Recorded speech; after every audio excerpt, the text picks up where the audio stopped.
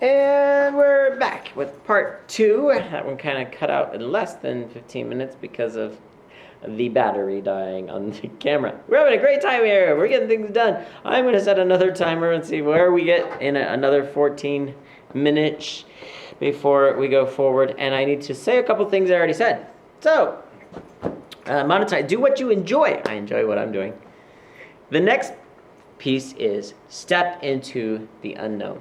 And there's a story I came across recently that I really enjoy about Fred Rogers, Mr. Rogers' Neighborhood. In the early setup of his TV show, they were showing films that they could get for free. These films were, low budget. They try to put it together. They're trying to teach character traits to kids, and they've got these old films. And one day, one of the films, and they were on those old reels with the ribbon in between. The ribbon broke. So he needed, the camera goes back to the person that's sitting there, this lady that he worked with, and she's like, well, looks like we're having a problem, kids. They're on live TV. So what can he do? And he had a puppet that was right there. And so he punches a hole through the green screen and sticks the puppet through the hole. And the puppet then said, it was a little tiger, and it says something like, in 1492, Columbus sailed the ocean blue. And then they had this conversation between the puppet and, he used the puppet voice, and the lady. And that then developed into, he had I don't remember how many, was it 8 puppets or something like that? And he'd do different voices for each, maybe 6 puppets. I have to name them. Anyway, so he was stepping into that unknown, that moment of necessity. The necessity can often be the creator of things. So once you've got your product and you're set to go with that, you got to start looking at the price. And price for me reminds me of 2 businesses that we had as a kid that dealt with price. Both of them helped me to learn the value of buying in bulk or wholesale prices and then selling at retail prices.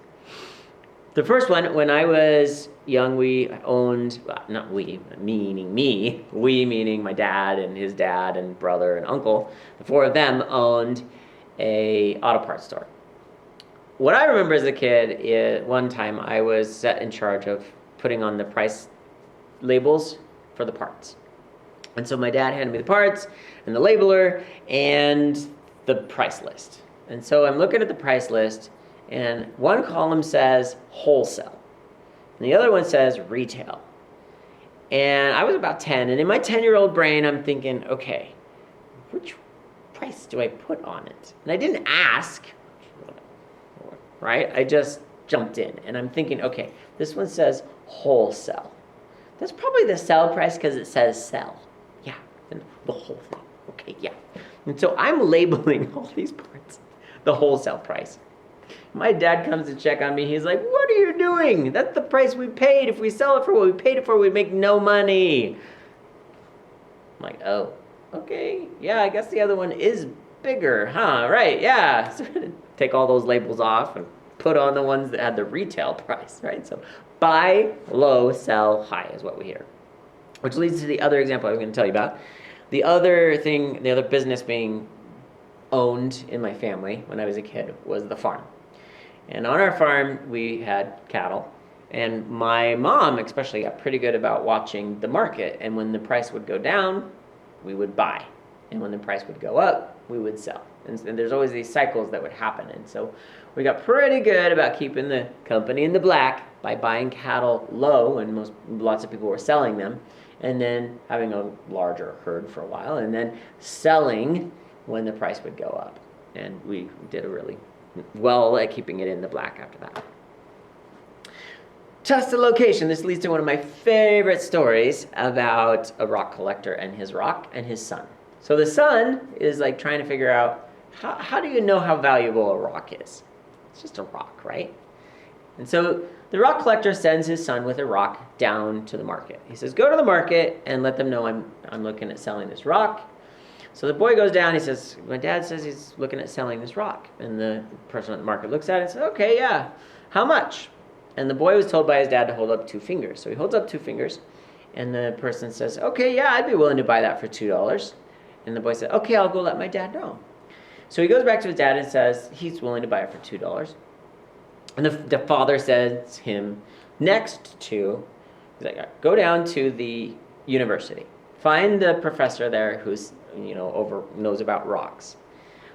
Okay, so he goes down to the university. He's like, I've got this rock my dad's looking at selling. And the person's like, okay, looks at it and says, all right, how much is he willing to sell it for? And he holds up 2 fingers. And the person says, okay, yeah, I'm willing to buy that for $200. He goes back to the dad. This is exciting. They're going to pay $200 for this. The dad said, all right, you got to take it to a third location. I want you to go across town to another rock collector. So he takes the same rock over to a rock collector. The rock collector examines it very closely. And he's like, your dad's willing to sell this? Okay. How much? The boy again holds up 2 fingers. And the rock collector says, okay, I'd be willing to pay $2,000 for this rock. And the boy goes back kind of shocked and confused. He's like, I don't get it. And the rock collector says, you see, it's not about the rock. It's about knowing how valuable the rock has not changed. The rock is not changed. It's just that in certain places it's only valued at 2, but in other places it's valued at 2,000. So you got to get your rock to the right location, to the right people, and connect with them. After testing location, test title. I was reading, as I was telling you about the books I'm studying to prepare for this, I was reading about a book that said there was a story of someone trying to sell something he put together. He'd read a whole bunch of classics. He'd condensed the book down to 2 pages and then put them all together in one book. And he first called it Compact Classics. Right? That's what it was, Compact Classics. Sold very few books. Not a selling title. So he experiments and tests out more titles, and he finally resells it. It sells millions with a different title. The Great American Bathroom Book. Perfect read for the little room. All he did was change the title, and he sold lots of books. When you sell lots of books, just because you change the title, you know it's not the book. The content of the book was the same. It was the title that changed. All right, we've tested location, we've tested the title, test the price. Not just the price of the actual product, but even any prices mentioned. I came across in one of these books about an ad where it said, if you could make an extra $50,000 by the end of the year if you get our product, blah, blah, blah. And they made very few sales. So they looked at the ad itself and they decided to change it to $20,000. And so the ad read, you could make an extra $20,000 by the end of the year by getting our product. They never changed the price of the product or what the product was. They just changed the ad. When it said $20,000, all of a sudden people could believe it.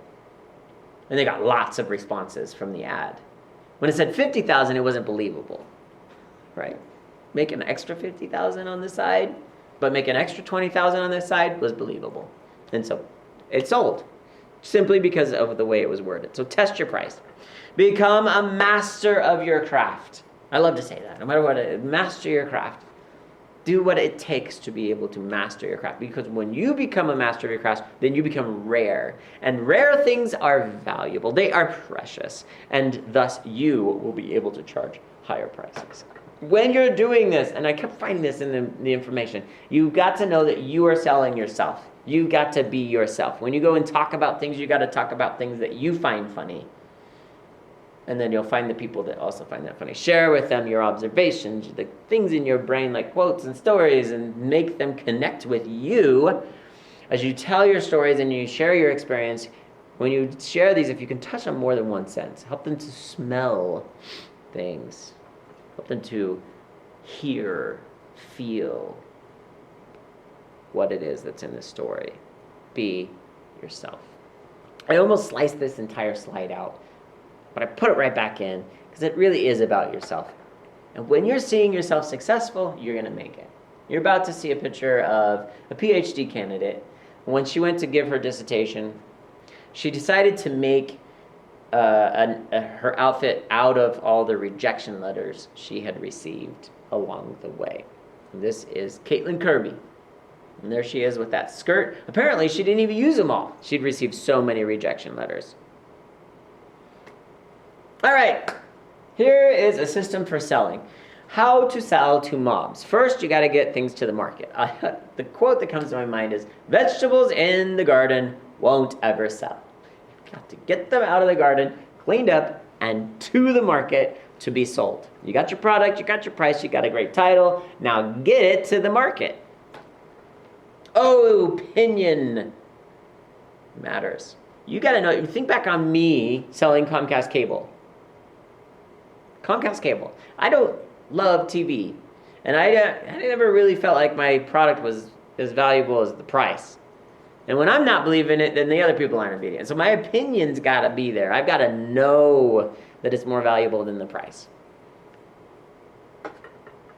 Otherwise, move on. In fact, your company probably doesn't want me saying, move on to something else. And yet, they'll realize if they've got salesmen that actually match the product really well, and they have an opinion that it's more valuable than the price, they're going to be selling better. And even if after I leave, you guys see a reduction in the sales force, okay? And those who stay are the true believers who match it. And you'll see an increase in sales. All right, blemishes. This is a really interesting concept. So let's say over here we have Dwayne. And Dwayne is selling a car to Bill. And Dwayne only mentions positive things, right? Because he's being a salesperson. He only mentions it's got very low mileage. It was driven by a grandma to and from church. Great paint job. Look at the year that it is. Yeah? But he's selling only positive. Well, eventually, Bill over here starts feeling like maybe there's something he's not telling me. Contrast that to, let's say it's Bill. So Bill here, Kevin here is selling to Bill. So Kevin here, he's trying to sell the same car, and he mentions the low mileage, and that it was driven by Mrs. Smith. Mrs. Smith, the old lady, and then he mentions you should know about this car that it gets low gas mileage. So you're going to be putting a lot of gas money into this vehicle. But also, look at it. For the year that is and the paint job, so he's still mentioning all the same positive, but he also mentions some negatives. When you mention that negative space, there's the positive space and the negative space. This is an art thing, by the way, as well. But it's in sales as well. It's the art of selling. You can't just talk about positive. They'll start feeling like you're an oily salesman. When you can also talk about the negative, because every product has trade-offs. They'll see it as more valuable. They see it clearer, and they see and trust you better because you're willing to talk about the blemishes. All right, you got it to the market, you're sharing your opinion, you're talking about blemishes. Now the big key that you probably already know. I'm not the expert, you're probably already doing this, and that's to do a story. Let me tell you a quick story. So I've got a neighborhood kid whose name is Cash. Destined to be very successful in life with a name like that. And he comes around in the summer offering to power wash our garbage can. And he's doing this with all the other neighbors. He goes, he checks the can on garbage day, it's filthy, he goes and says, hey, I'll power wash your garbage can for $10. Well, actually what he was doing was he was getting his sister to power wash the garbage cans. He'd pay her $5 an hour, and she'd get like 3 done in an hour. So he's making $15 at her doing all the work. Anyway. Parents cut that part. You're like, you have to work on. I'm like, this is brilliant. He's a great kid. I need to make friends with this guy, right? He's getting other people to work for him. Anyway, in fact, recently he's coming around and he's got a rake for the leaves, and he's raking leaves because it's that time of year, right? So that's Cash. There's a story. What did I just give you? I just gave you an example of how someone is making a close. I just gave you a connection with me. You can almost smell the leaves at this time of year with this guy going around with his rake. You can just get it. You connect with it. My timer is telling me it's time to stop the video. Stopping video part 3 soon.